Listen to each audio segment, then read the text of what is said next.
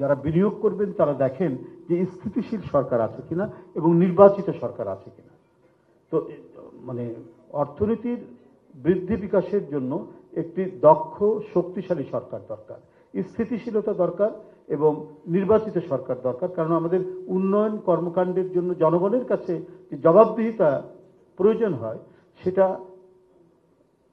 অনির্বাচিত সরকারের কাছে সেটার জবাবদিহিতা করতে হয় না। কারণ আমাদের সামনে হচ্ছে বড় চ্যালেঞ্জ আমাদের রাষ্ট্র।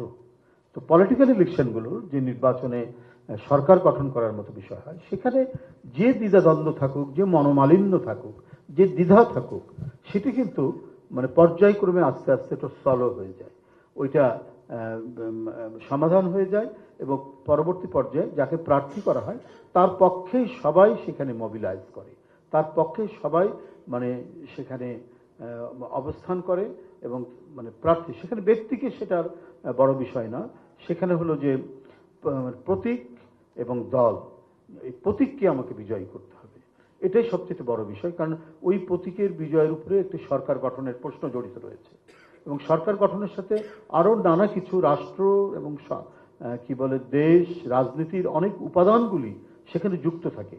তো সুতরাং তখন নেতাকর্মীরা বা প্রতিদ্বন্দ্বী প্রার্থীরা সবাই তখন মানে মাথার মধ্যে একটাই বিবেচনা আসে, সেটা হচ্ছে আমার দলকে জিতাতে হবে, কারণ এই দেশটি হচ্ছে সবার।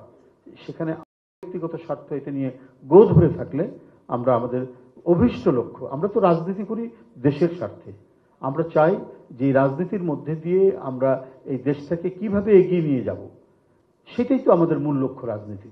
তো সুতরাং একজন প্রার্থী যাকে দেওয়া হয়েছে তার বিরুদ্ধে আমার যদি ক্ষোভ থেকেই থাকে, তারপরেও আমি যখন ভাববো তাকেই যখন দল দিচ্ছে, তখন ওই যে আমাদের জাতীয় যে অভীষ্ট লক্ষ্য, সেই জাতীয় অভীষ্ট লক্ষ্য পূরণ করার জন্য তখন সবাই ওই একজন প্রার্থীকেই তার সাথে কাজ করবে এবং তাকে বিজয়ী করার জন্য সর্বান্তকরণে চেষ্টা চালাবে।